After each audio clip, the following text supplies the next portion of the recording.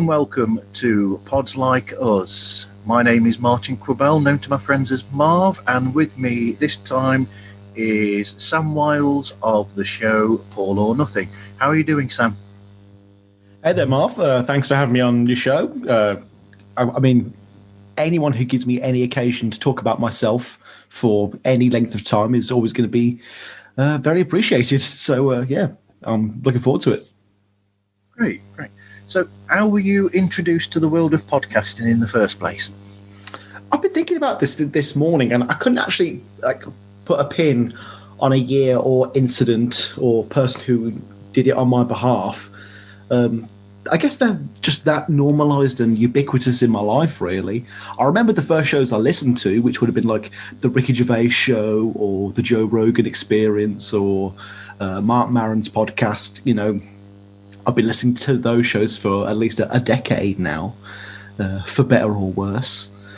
I've always listened to podcasts, and I can't remember a time when I hadn't, really. So how did that influence you to start being a podcaster yourself and doing, what was it? Was it the Tom Waits show that you started with? Yeah, so I started off with a show called Down in the Hole. I always knew I was going to do podcasting because it's a lot cheaper than filming stuff, and you don't have to hire crews and camera equipment and all of that stuff. And I thought it was a very egalitarian art form in that regard. I did a terrible tabletop wargaming pilot in my uni dorm room about a decade ago called The Black Pyramid, which will never get released. That has been long since deleted. But me and my friend Tom started Down in the Hole, basically because there hadn't been a Tom Waits podcast released at that point.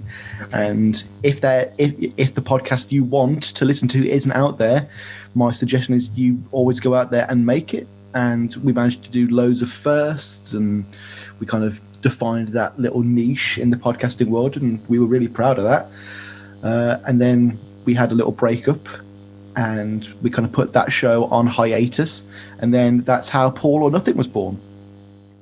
Brilliant. So when you started podcasting, any sort of tips or advice for people about that?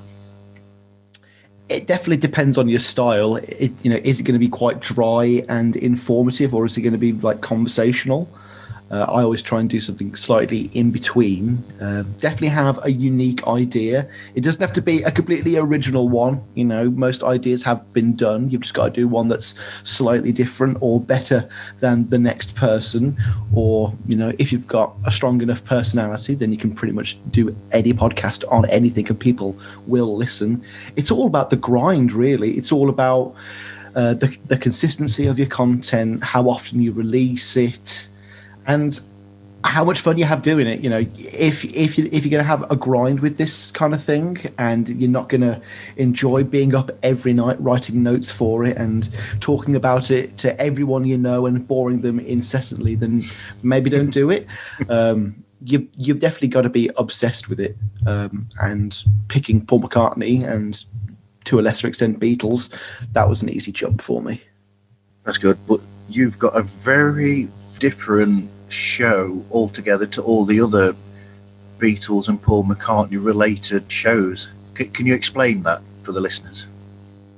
I'd love to hear you describe it as well after, but okay. I guess Paul or Nothing, it's the place to get all of your Paul all of the time. The gist at the start was that I wasn't a McCartney completionist. I didn't know 90% of the discography. And I'm still a relative novice in that sense, but the idea is I go through the albums chronologically and discover them with you, the listener, for the first time. I also give quite a young, irreverent perspective, I suppose, considering I just turned 28 and McCartney's 78 now. I'd like to think the show's informative, there is no topic I won't cover.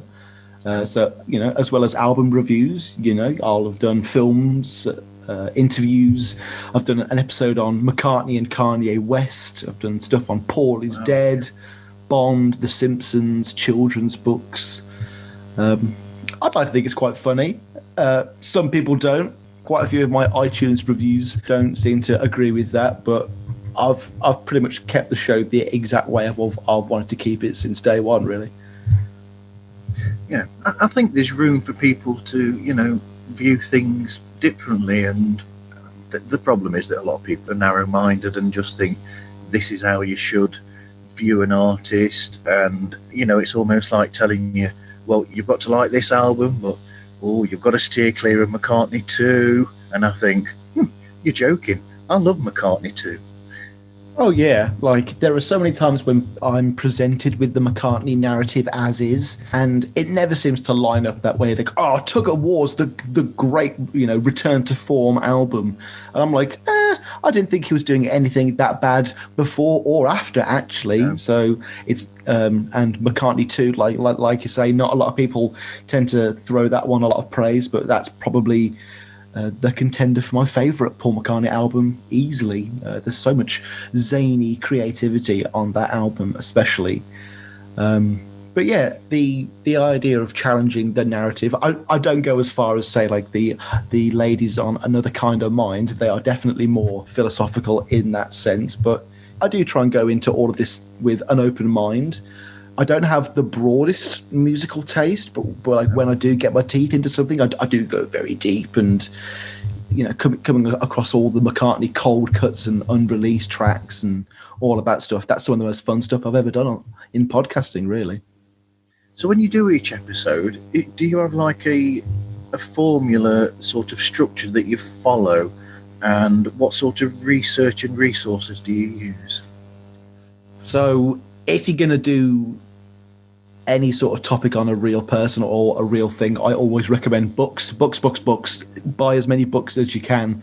Amazon is very cheap these days. You want to get those sources. I used to quote quite a lot of sources early on in the podcast, and I think that's because I was doing it at university at the time, and I was just very used to writing essays in that way. But now I try and rebrand the information through my own voice, I guess. Although for my Flowers in the Dirt one, I think I quoted Elvis Costello about 12 times. But in terms of a structure, the first couple of pages are almost copy and pasted with just minor tweaks for each episode, just because I like to get through the formalities quite quickly and smoothly now. I've had quite a few comments where people say, Sam, you are just rambling on for 20 minutes about nothing. Can you get to the episode? But yeah, structure, normally intro and then housekeeping, where I do all the admin for the show. And then typically, it's going to vary a lot because I cover quite a lot of content. But in terms of a review, it's normally going to be the context first, everything you need to know, reviews on what other people have said. Preferably, you want to research sources on things like rocksbackpages.com. If you can get past there, that gives you like access to, The Enemy and Smash Hits magazine and Kerrang from years gone by, and you can get fantastic articles there and stuff. All you can really get on Google these days is like the occasional Rolling Stone review.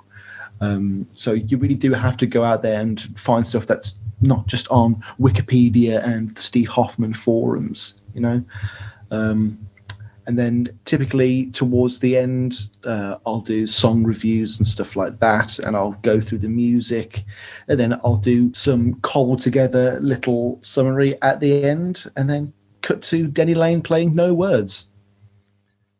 Well, you can't go wrong with that song at all, no. So when you've got all that together, how do you go about editing it, and how do you decide those times when you go from a single episode to altering it and making it into 2 episodes instead? How do you go through all that? So the only occasion where I've realised after recording that it was going to be a 2-parter was my interview with Another Kind of Mind recently, actually. That's going to be an ongoing thing, and we didn't even record an ending for that. Normally, if it's going to be expanded, it's typically in the writing of it. The Paul is Dead thing, that was originally going to be 1 part. That split into 2 parts. Most of the album reviews back in the day, they were 1 part. But then I did one with Ken Michaels where I did the context, the interview. No, it was with Ken Womack, sorry. I did the context and the history. Then I did an interview with Ken just on general Beatles stuff. Then we got into the album, and it was like 3 hours, 40 minutes or something. Yes. And then I realized, I've got to streamline this. I've got to cut this down into 2 parts. And at the end of the day, people, you only get one download for a show that's 3 hours and 40 minutes. So you may as well split it into 2 parts, have 2 weeks worth of content, and get twice the downloads as well, which sounds awfully cynical. And I probably shouldn't say stuff like that, but you've got to cheat those algorithms where you can. In terms of like editing and putting the shows together, once I've got my recording done, I typically do a very quick edit where I take out any bad takes or repetitions, and then I'll do take out things like all of my stutters and ums. I can spot like large gaps, and I can physically spot the word and in audio form a mile off. So I take all of that out. Then I listen through at my leisure and do the main proper edit and sort it all out. I might do a lot of retakes at this point, especially if it's a solo episode. Okay. But one I've done with Kit O'Toole recently, give my regards to Broad Street. There's audio issues on that, so I know that I'm pretty much going to have to re-record probably 30 minutes worth of conversation on my end. But because I've got such a tight script, it's not going to be much of an issue at all there, which is going to be a very fun process putting all of that together. And then once I've done the main edit, that all goes into GarageBand, where I add music and clips and the theme to the show and all the rest of the audio. And then boom, it's pretty much done. I've recently got a new Mac, and editing episodes and downloading them and getting them all completed is taking less time than ever now. So that's been really fun compared to the old banger of a computer I used to use. That's great. So have you got any actual standout episodes that you can think of that you've released? Ooh, again, I'd love to hear your answer for that as well, just to rub my ego there. Episodes that stand out for me, I think a lot of my main album reviews have gotten a lot better recently, just because I take a lot more time and try and find interesting things to talk about. Tug of War Part 1, for example, I'm particularly proud of that episode. I did a little soundscape thing where it was the bells from John Lennon's Mother played over strawberry fields and audio of the radio reports of Lennon's murder and stuff. I got very esoteric and weird with that. My interview with Lawrence Juba was probably my first big interview. Shout out to Lawrence, the nicest guy in Beatles podcasting. Absolutely. Recently, my interview with Brantley Gutierrez, the director of the Who Cares music video. That was just a nice exclusive for me, really. No one else is going to have that one, not even my rivals. I've got an exclusive there, which always made me very happy. And all my stuff with Ken Michaels, he's been a darling to my show. And given it a lot more attention than it ever deserved, really. And I've had 3 fantastically rambly and lengthy episodes with him. And oddly enough, though, it's my music video side series episodes that I seem to get the most response with. I always get emails from people saying your description of the With a Little Luck music video was very funny or something like that. So, yeah. Yes, I liked the one where you were doing the early 80s videos recently. That was fun. With Ed Chen yes. from who hosts obviously When There Was Fab, and you've been on that show, right? Yeah, we did a show. We were talking about how music hall shaped the music of the Beatles. So I got my ukulele out and was sort of showing them how songs were influenced by that. Okay, because obviously George was a lifelong member of the George Formby fan club, and he loved his uke. When McCartney comes out on stage and does something with the ukulele, that's a standout part of the concert for George, as well as McCartney's tours for years, actually. Always brings a tear to my eye, that one. I love Paul's songs on that concert. Actually, I think he does some really lovely versions of George's songs. It's For You Blue he does as well, doesn't he? He does, which is a really good version. And All Things Must Pass. Yeah. Oh, wow. So it's like, yeah. I'm sorry, George. I couldn't have put this on Let It Be, but I'll play it at your post-death concert. Don't worry. That's a funny little reckoning there. Yes. It's strange though. I think my favourite version of For You Blue is off the anthology, the kind of piano-based one, where I think it's McCartney playing in the background, and it's very honky-tonk, rinky-dink piano. It's very fun. Yeah, it has actually got very much that feel to it, hasn't it? It's got the almost, or is it? Because I mean, it's almost got a Rocky Raccoon piano thing in the background going to it. Yeah, that's it. That's exactly it. It's almost like a Western, but yeah, and it was definitely prophesizing what a George Harrison sound probably would have sounded like on future Beatles releases. Definitely. Yeah, so you were mentioning what my thoughts on your episodes were. I mean, I've already mentioned a couple, but I think what it shows is that when you started doing the podcast, you're already a seasoned podcaster, shall we say. But the first episodes are quite rough and ready, I feel. I can't listen to them for sure. No, I definitely can't. I have, and I've enjoyed them. Oh, well, thank you. They are, like, when I go back and I look at the notes for my first episodes, it's like the ramblings of a psychopath. I'm like, I can't read this. This isn't a proper script. I've just written like 3 bullet points, like, Ram is good. I'm like, oh, how did I get an hour out of that, you know? I do definitely tend to overwrite, for sure. But yeah, I'm glad someone enjoys my early episodes. I do. But from there, it's sort of grown. And like you said, you can actually see, I'm hoping that people will find this with my podcast, that I get better as I go along. But yours do. They get more solid. You've got yourself now to where you are in a really good place, but you can see from episode to episode going through that there is that growth. I'd like to think so. I'm a lot more confident. I don't know why I don't trust myself more to just sit at the mic and ramble. I'm sure you've heard some of my Listen with Sam episodes where I just put on an album in the background and talk over it to avoid copyright issues. Yeah.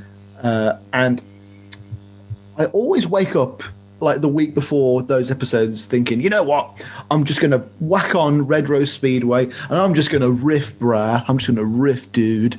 And, 5 days pass. I'm like, nah, I'm going to bottle out. I'm going to start writing just a couple of notes. And then a week after that, it's turned into this 13-page document that I've now got to read word for word. It's always very fun writing those episodes, actually, because when you're writing notes, you don't really know how it's going to translate to a song.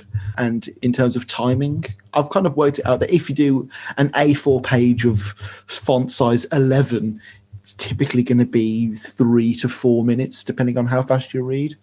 Okay, that's a good bit of knowledge. That is. What is your favourite? Sorry, go on. I was going to say, but I talk at this rate as well. And I read it very, very quickly and end up talking over myself and then end up having to redo takes because it just sounds like blah, blah, blah, blah, blah, blah, you know.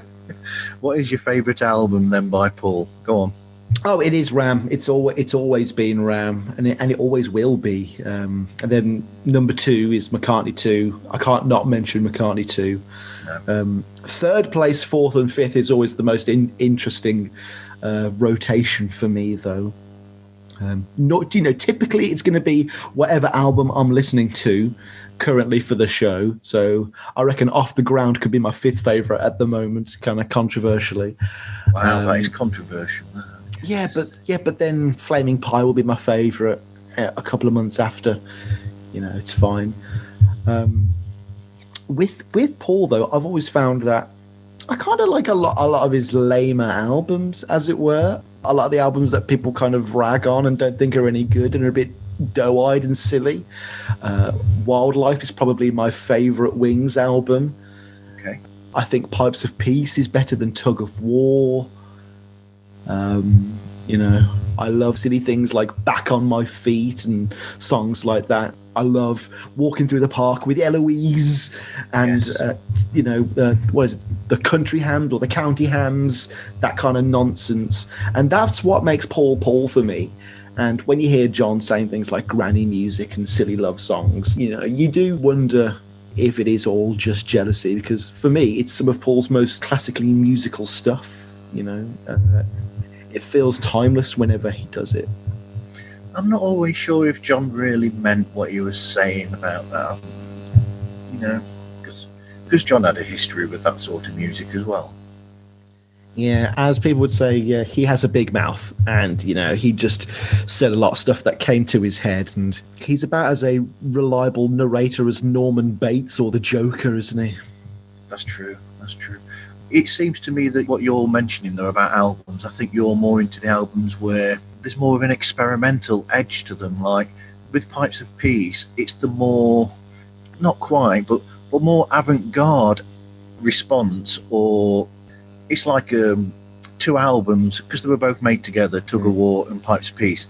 It's like the accompanying album that's the more avant-garde of the two albums.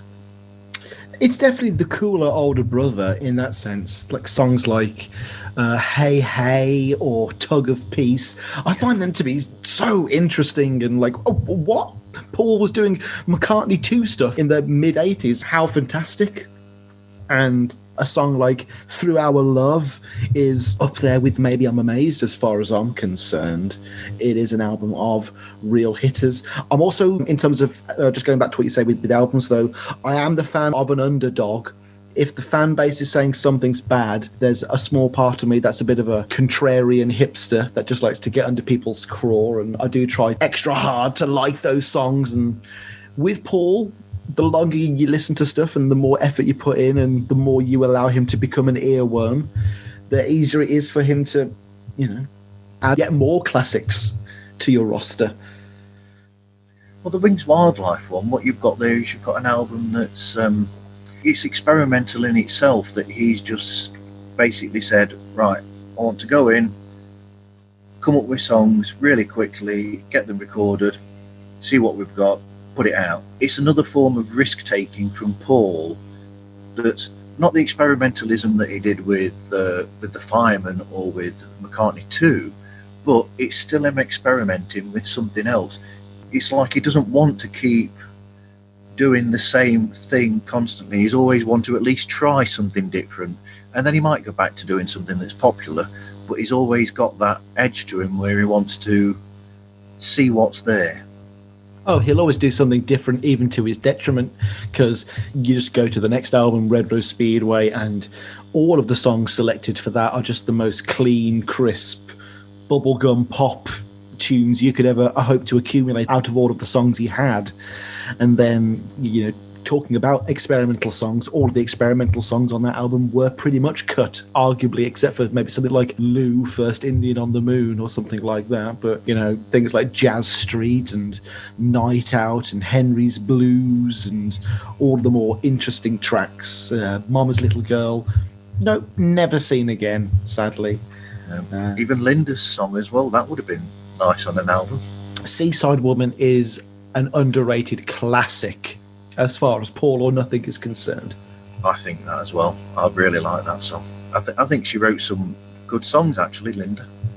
Yeah, I was just discussing this with Ethan Alexanian on a Wings Greatest episode, and we were saying, even if you don't have Another Day and Uncle Albert Admiral Halsey on it, and you do what Paul was perhaps going to do on All the Best and add Water Spout and add, kind of a couple of cold cuts to it, like what would you add? And we both said Oriental Nightfish or Seaside Woman. Those would be great things to add to a Wings Greatest. Definitely. I actually like the 2-album version of Red Rose Speedway that came with the archive collection. It's not complete, though. It's still not complete. Not all the tracks are on it. Yeah. I want Henry's Blues, no matter what people say about it. I reckon it's because the McCullough estate just doesn't want to give Paul another thing, Maybe like Denny Lane warned them, don't give him the song rights ever. No. So How were you introduced to the music of Paul and the Beatles then?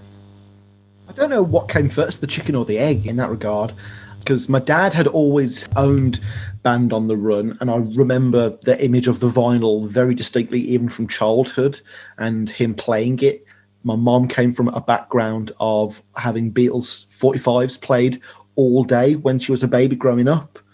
Her and my dad would listen to the Band on the Run 8-track in his car, which is such a dated sentence to say. 70s.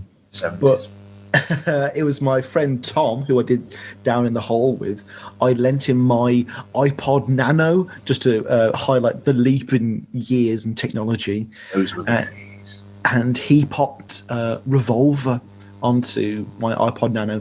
He also put Rain Dogs by Tom Waits. So it was a very momentous moment, I guess, in terms of my life. But two great albums. Oh yeah, and once I'd heard Revolver, I was pretty much hooked. That 1, 2, 3, 4, 1, 3, 4. Once I'd heard that, I was totally sold. And I can still remember being in Mrs. Snyer's art class, painting Colonel Hans Lander from Inglourious Bastards. I don't know why my Catholic school was allowing me to paint this Nazi, but I guess I was seeing what I could get away with. And I was listening to Help, and I remember just being so overwhelmed by all the music on that album that one of the girls in my class almost caught me crying, which was a very funny experience for me. So which Beatles film do you prefer then? Do you prefer Help or A Hard Day's Night? Or are you off to the side and like in Magical Mystery Tour? Well, if I really want to be controversial, I always say that Let It Be is my favourite Beatles movie. Okay. Just because it's true. Yeah, and I love seeing them sad. It's just far more compelling and gripping, isn't it? Yellow Submarine artistically and visually, I would argue, is more eye-catching than A Hard Day's Night, though A Hard Day's Night is more classic in that regard. Both Yellow Submarine and A Hard Day's Night, though, they are up there with things like, The Wizard of Oz, Singing in the Rain, or Jurassic Park, where if you put them on, and I could be doing heart surgery, but if someone popped that film on in the background, I've just got to stop what I'm doing and watch it from start to finish. It gets me every time. One of those films you've mentioned is my favourite film of all time. Jurassic Park? Singing in the Rain. I love Singing in the Rain. It's so good. Dignity. Always dignity. It's, going a bit off subject here, but it's a really good film about a specific time period and something that really happened to people, but it does it in such a clever way. And you've also got Gene Kelly there at his absolute prime. It's like the first act's like a borderline parody film as well. Like, it's genuinely really funny, but it's also stocked with an almost Saturday Night Fever level of just classic tunes, picked from decades worth of previous musicals and cobbled together that way, if I'm not mistaken. That's true. Yeah, but it doesn't sound like they've been cobbled together from different places. It's like they all fit perfectly. It's magical, isn't it? And Make Them Laugh is one of my all-time favourite moments in cinema. I'd have to argue, though, that Oliver is, in fact, the better musical.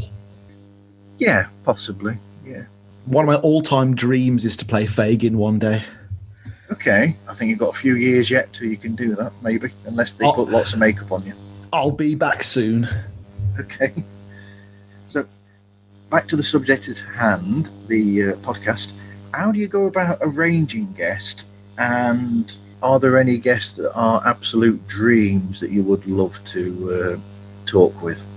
Well, most of the people I want to talk to all end up on two legs anyway, so... That's true, Yeah, there's no point in having dreams or hopes anymore. I'm lucky to have the scraps I have. In terms of dreams, though, it's got to be Mark Lewison, hasn't it?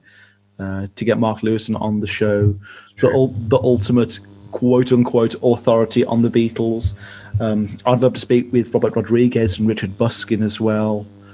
I'd love to have James Rolfe, the angry video game nerd, to come and talk about the Give My Regards to Broad Street video game. And perhaps even maybe someone who worked on the Beatles rock band. I think that'd be a nice, fun chat. That is a Marv, good game. Oh yeah. One of the dirty secrets of podcasting is you just email people. You just find them on the internet like you were some sort of crazy stalker. Yes, that's how it worked for me. Yeah, something I definitely recommend. Get a 1 month free trial on IMDb Pro. And it gets you like all the contact details for managers of people, like not even like massive people, just people that you might want to have on your podcast because they may have some random film credit or they may have worked on scores and stuff like that. And, you just send these people flattering emails and you say, oh, I love your work and, your work with blah, blah, blah, or your bass playing on this album or your production on that single. It changed my life forever. You grease them up good. You charm them with your wit and people actually come on your show. A lot of my biggest bags have been for the Tom Waits podcast, speaking to really, really prominent musicians in Tom Waits' career, as well as artists and photographers that have worked with him as well. Some of them I'm still kind of blown away that I got to speak to some of those people. Steve Holley as well. I'd like to speak to Steve Holley and Denny Lane, of course. Lots of people would like to talk to Steve. Yeah, I contacted his wife once. She politely declined. I will let you know that you've beaten 2 legs to Lawrence Juba, though. Yeah, no, that was an insane bag very early on. That was. I was very lucky to speak with Lawrence. I actually spoke to him while sat in my friend's bathroom because that was the only place with a locked door where I knew that people wouldn't barge in and disturb me. I was around my friends for a party that weekend. So that was Lawrence, if you're listening now, that was a very interesting experience for me, indeed. Hopefully nobody needed to interrupt you. No, but if I needed a toilet break, I didn't need to interrupt Lawrence. As long as you press mute. Mm-hmm. So you mentioned also that you are into other music. What other music are you actually into then, other than, Paul, the Beatles and Tom Waits? Rather shamelessly, I am quite a huge Kanye West fan. I've pretty much listened to everything he's done. Talking Heads, I love Talking Heads. I'd love to do a podcast on them one day. Definitely. Stevie Wonder, there's nothing by Stevie Wonder that I don't love. Elton John, Queen. If I really want to have an indulgent day, I'll probably pop on Eminem's greatest hits. A lot of my everyday music, I just tend to go on Spotify recommendation playlists, save random songs that I thought were quite interesting, and then not listen to them for 6 months, and then feel like I've got this random new playlist of undiscovered classics. I'll have like a random song by XTC and then a Dolly Parton track and then some Wu-Tang Clan, and those end up being my kind of day-to-day compilation albums, I guess. Very random stuff. Wow, I like that mix. That's a good mix. It's great. No, I mean, when I was younger, I kind of defined myself on what music I didn't like. And to this day, I'm still really bad at discovering new music. And I guess the slow, day-by-day nature of Paul or Nothing, where I'm kind of listening to these albums for a couple of weeks before I start recording, or even a couple of months, means I can kind of formulate my opinions a little more. But I don't know. Outside of things like horrendously dark and depressing black Norwegian metal, there's not much I wouldn't listen to. That's good. So what's your knowledge about the other Beatles like then for their solo careers? Yeah, I had to do something for When There Was Fab the other day. We were doing an episode on 1970. And God, I wrote so many notes that were just useless for that episode. Like I wrote stuff about like the Hey Jude compilation album because that came out in 1970. We didn't talk about it. I was like, I wrote an A4 page on that. I was like, for fuck's sake. But yeah, I hadn't really sunk my teeth too deeply into the wider Beatle solo discographies. I'm yet to check out any of Pete Best's work. But with Lennon, I had quite a few of his albums at uni. I had like the John Lennon Collection and Shaved Fish and Live in New York City.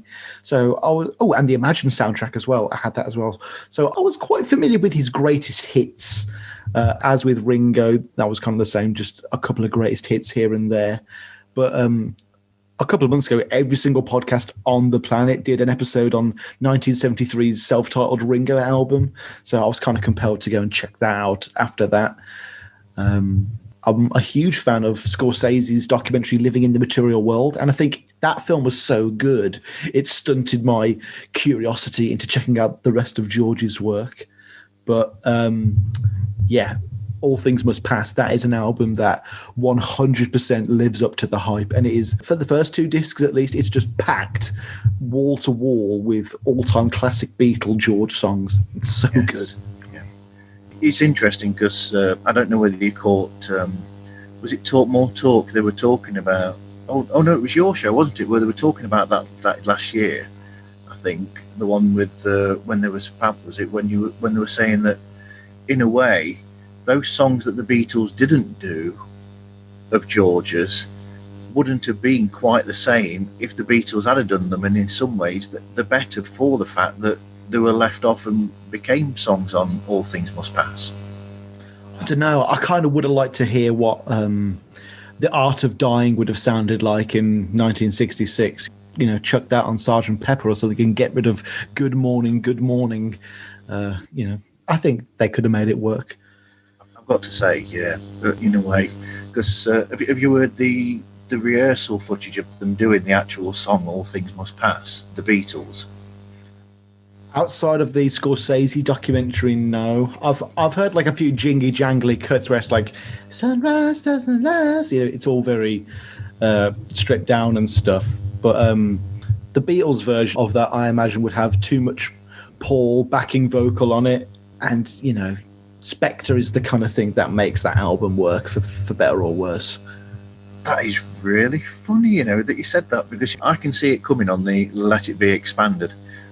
It's funny because there are versions of it where they're doing All Things Must Pass, and actually it's almost like Paul is constantly singing behind George. So you've got George doing the lead, and you've always got Paul there almost singing word for word, backing him up all the way through. So it's like you've got dual vocal. So he's harmonising George almost throughout. I don't think he thinks the song's strong enough without his vocal on it, though. I think that's the key point there. It's such a shame what George had on Let It Be. I mean, I do love For You Blue, and I Me Mine is an all-time classic, even though it was kind of recorded after the Let It Be sessions had ended, kind of technically. And Old Brown Shoe is another one of those contrarian hipster tracks that I do like to say I love as well. But I don't think All Things Must Pass, the triple album, would have been that affected if a couple of those songs had made it onto Let It Be instead. No, I don't know. Yeah, All Things Must Pass would have been fine. It would have been fine. You even could have opened side 2 with it. Absolutely. Yeah, for George, it is All Things Must Pass. For Ringo, possibly a greatest hits album that I haven't discovered yet. Maybe the Ringo album, but only by default.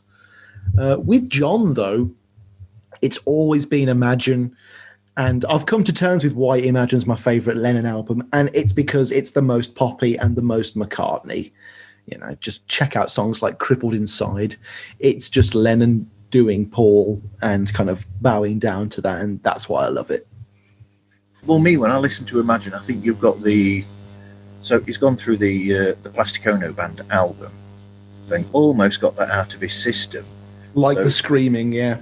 It's like the screaming and everything. But then when you get to Imagine, you've still got John. He's still who he was back then, but slightly different. So you've still got his natural, almost snark in places, but the sound is more produced than in the first album, for sure. Oh, yeah, so you've got a mixture of the two. You've got the good from Plastic Ono Band, but then you've also got the production as well to back up the songs. Yeah, and it's so strange how, you know, McCartney's lack of success in the early 70s is so well documented, but it's like no one ever talks about how after Imagine, no one gave a shit about John Lennon's albums anymore. You know, no one bought them. You know, oh no, Back to the Egg sold less than 1 million units, and it's like, how many units did Mind Games sell? I don't know. Shame, because there's some really good songs on Mind Games as well, such as the title track. Is number 9 Dream off that one as well? Maybe Or is that Walls and Bridges? One of my favourites. I think that might be on Mind Games, or is it? I don't know now. I don't run a John Lennon podcast. I don't feel bad about not knowing that. No, I ain't say, but like yourself, I'm more inclined towards Paul's career. Because he's the best one. Let's just get over it right now. You know, if you want John to write you a generic 12 bars blues, riff, then, he's your man. But if you want Paul to give you something where you don't know what it's going to be, and it can be anything because he can do everything, then, it's just always more interesting. It's like, what's John going to be singing about? Is it himself, Yoko, or the government? Like, Paul could be singing about anything. The lyrics might not be very good. No. and it might have love in there somewhere. And the occasional salamander. Yeah, the occasional P.S. Love Me Do. Yes. Or Lindiana, which is one of the worst titles ever for quite a good song. I guess I wanted to go back to that question I wanted to ask you earlier. Like, how would you say my show's different from the other Beatles and possibly other Paul McCartney shows out there then? Like, what's my unique selling point? I think your unique selling point is that you are coming at it almost like an outsider, because it's, other than, like you said, other than those couple of albums that you knew beforehand, when you started your podcast, you were coming at the albums as a new listener. So to me, it was interesting because, I mean, I've been listening to Paul McCartney since I was a child, so probably the early 70s. I have memories as a baby of my mum and dad listening to Red Rose Speedway. So, oh, wow. So, you'd be playing Power Cut, and then all of a sudden the power would actually go off, which is brilliant. So listening to you, it's interesting because then that gives another point of view, but it's not a completely different point of view, as we've noticed, because I like the experimental Paul much like you do. Well, thanks for that. I always like to get feedback in that regard, but it's always the most cringe-worthy thing to kind of ask for it. Once you start getting your iTunes reviews and Podbean reviews and comments and stuff like that, you'll soon feel that sting. I know your own personal Beatles, they're a new Beatles show that just started, and they mentioned on like their 3rd episode or something that they got a couple of factual errors wrong in their first couple of episodes, and they found out the hard way that you don't with Beatle fans in terms of like factual accuracy and being very clinical in that regard. I have to watch myself with that because, as you well know, I can be a bit over the top with offering, suggestions where, perhaps, that wasn't quite 100% factual or something, or this something that you missed or something. I really need to cut back on that, I think. I don't know. The slimiest thing I've ever done in podcasting, I remember once I had a question and an answer that didn't quite go together. So what I did was I took the question for one answer and swapped it around with another. And it was a completely different order of how the person was talking, but the podcast sounded so much better because of it. And the idea somehow flowed better. But yeah, there are loads of things you can do to improve episodes here and there. There's also nothing wrong with not releasing something if you genuinely have to make it better. Yep. If you're procrastinating, that's another thing. But for example, the Tug of War episode, that took absolutely ages to come out. The Flowers in the Dirt one, like I was like, oh, okay, I'll write a couple of pages on Elvis Costello. Oh no, I've written like 12 pages on Elvis Costello. These things generally tend to spiral out of control. With the last few episodes that I've been recording over my holiday, I've been trying to do just kind of more like interview style ones just to get people on.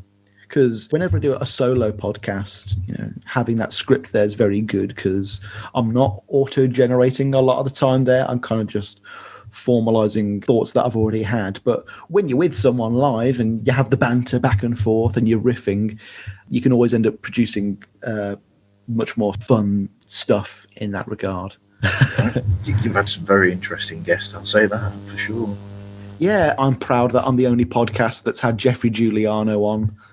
We're always going there. The notorious Beatles shyster. I need to have him back on, don't I? I know it gets in people's craw, and that's what's so fun about it, you know. Well, going off slightly, that's almost what I like about. Have you heard Anthony's? Haven't you been on Anthony's show before, Glass Onion? I've been on it in the form of a swapcast. He came on and did a Toot and a Snort in 74 with me back in June. Yeah.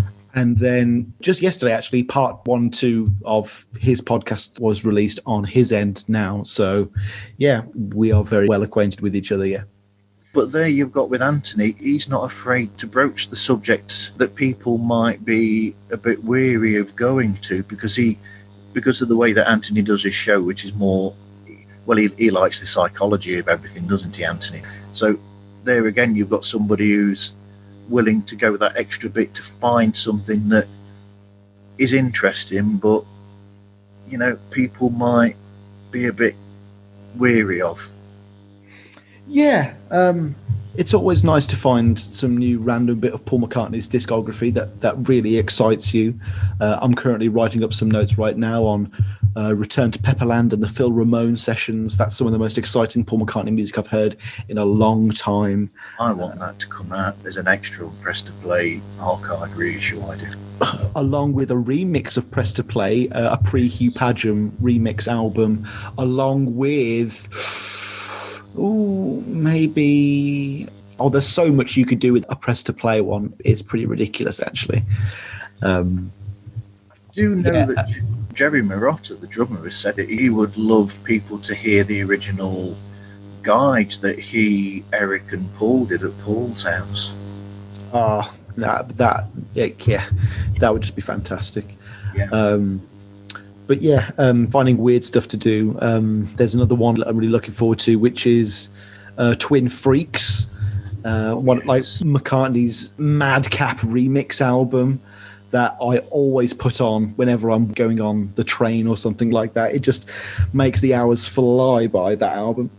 Again, it's strange, it's experimental. Paul is always listed as this very straight-laced, boring, kind of doe-eyed rock and roller who does his silly love songs, and this sounds so pretentious and up my own ass, but if you go into the deep cuts, man, and the album tracks and the B-sides, man, then, and you put the effort in, then you do realise that he is anything but that. Yeah, exactly. Who doesn't like the version of Coming Up on there? That's just fabulous how that works. Oh, of course. And the wonderful world of these strange Paul McCartney tracks just gets better and better for me. You know, discovering tracks like Peacocks recently, you know, I'm like, what the hell is this? And, you know, you just end up listening to this kind of, you know, loopy little instrumental for the next 7 minutes of your life. So, have you still got his Fireman albums to listen to? I've not actually done deep dives on the Fireman stuff. I'm aware of them. I know I've listened to them under different levels of inebriation at university and at my friend's house at one time or another. But I've never sat down and written down my thoughts or anything like that. I am excited too, though. I'm definitely going to have my Down in the Hole co-host Tom on for that one as well. Anyway, so coming towards the end of the show now, let's have a look. What other podcasts do you listen to then in your own time? Oh, hang on. You know what? Let me get my phone because there are so many. There are so many. One moment.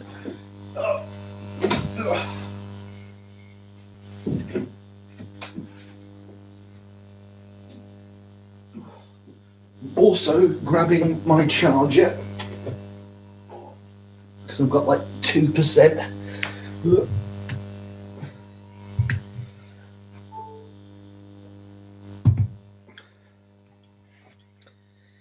Yeah, so I'm quite an avid cyclist, so I always need new podcasts to listen to.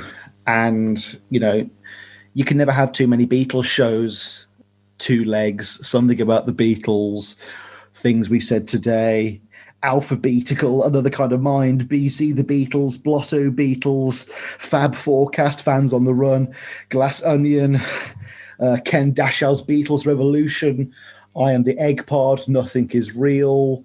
Have I got any more Beatles shows? Screw it, we're just going to talk about the Beatles. Talk More Talk, Beatles Naked. The Walrus Was Paul.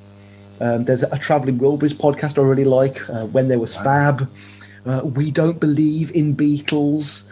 Your Own Personal Beatles. And Yesterday and Today. That's just the Beatles shows I listen to, folks. And then I do try and branch out. I do love Barney Hoskins, the Rock's Back Pages podcast. That's really good. The Word in Your Ear with David Hepworth and the guys from Q Magazine. That's an insanely insightful show, really. I do like a good true crime and conspiracy podcast as well. Shout out to those conspiracy guys as well. I know Anthony's been on that show, actually. Sequelizers is really good as well. Ridiculous Rock Record Reviews. I've been on that show as well. I love that one. I'm also a sucker for a Sopranos podcast. Shout out to Vic from Podder Bing. I'm also an avid X-Wing, the board game fan, so I listen to quite a few X-Wing podcasts as well. Strangely, Louis Theroux released a podcast recently, so I've just been going through all of that as well. What's it called? Grounded with Louis Theroux. Okay. The big one, though, the one that everyone has to emulate and live up to in terms of quality, not in terms of quantity, because he releases a show like once every 3 months, is Dan Carlin's Hardcore History, folks. And it is the best podcast ever made. And no one comes close to second place. He's not a historian. He's just a self-described history fan. But if you want to listen to 12 hours on the American-Japanese conflict in World War II, in excruciating detail with more sources than a McDonald's condiment stand, then, it is the podcast for you. Wow. That sounds like quite something. No, he's great. I love him. He's definitely been one of the inspirations for the show in terms of depth of research, certainly.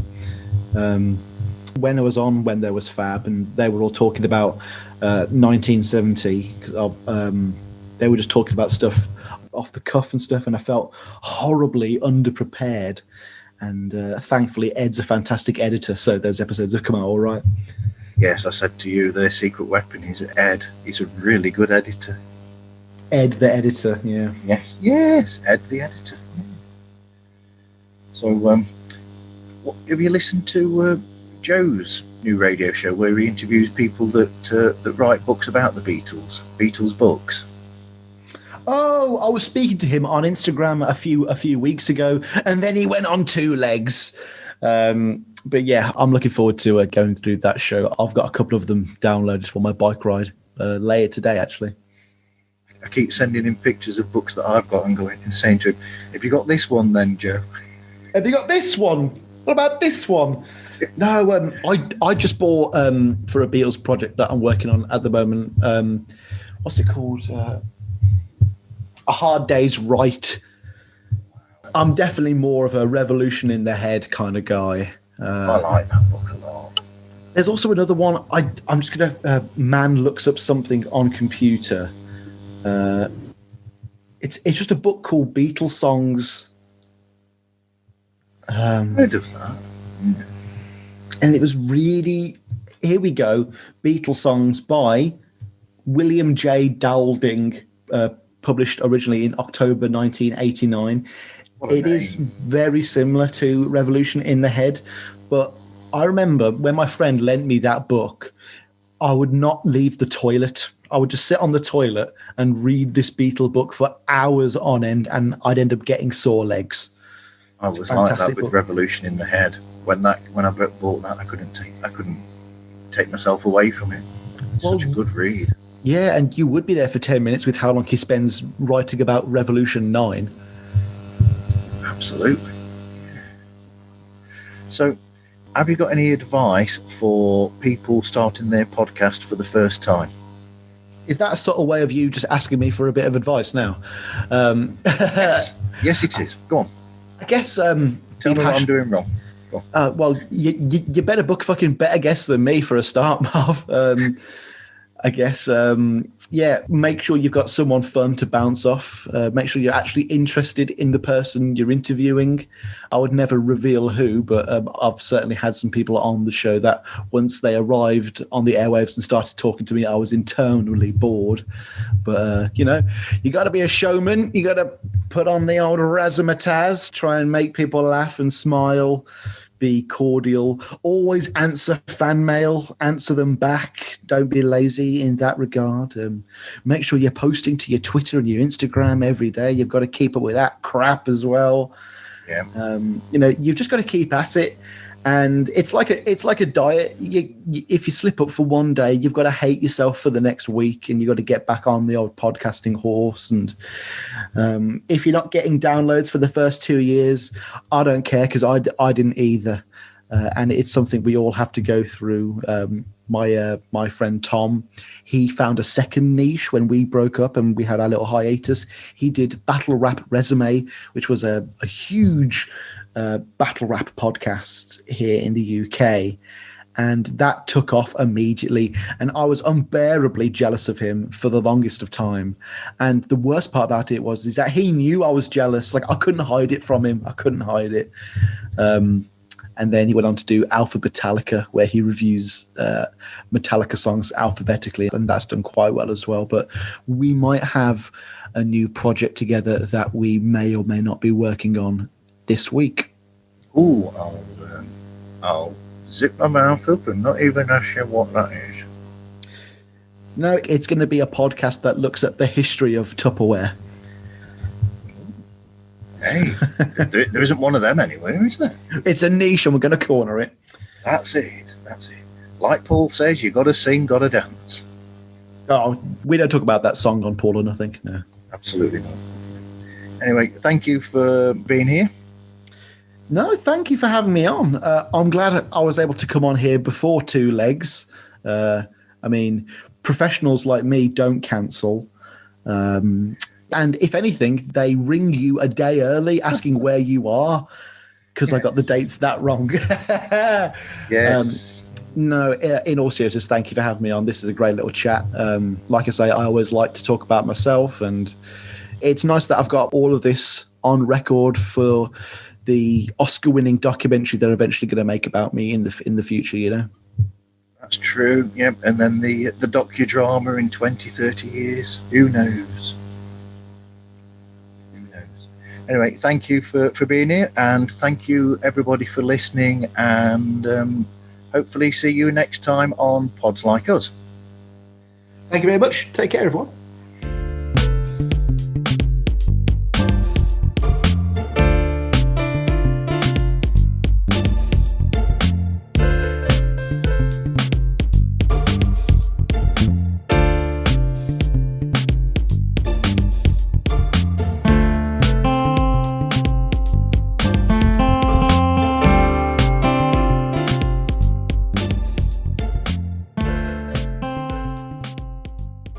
Say it's recording on your end. Yeah. Has like a prompt come up for you or anything? No, not at all. That's strange. Meeting information. I'm new to this. Same. Audio. I'm on preferences. I mean, really, under other circumstances, I'd be quite tempted to, if there wasn't all the restrictions going on, and I'd probably actually do this in person. What? Are you local? I am Nottinghamshire. Oh. Nottinghamshire. Fairs. No, I've only ever done a couple of podcasts in person, and that's normally when I'm getting drunk with a friend and we're just listening to an album. When I saw Paul live, he was in Birmingham. So. Oh, awesome. No, I had to go all the way down to London, ended up spending so much money down there because we got there at like 10 in the morning, and London's very expensive. he did temporary secretary as well live. Oh, fantastic! Which was cool. I didn't get to see that one, sadly. And I started to do a video of it because I was going to pop it up, and then somebody sort of like nudged me and said, you can't post this online because you'll give away that it's one of those songs that he's doing as a surprise song.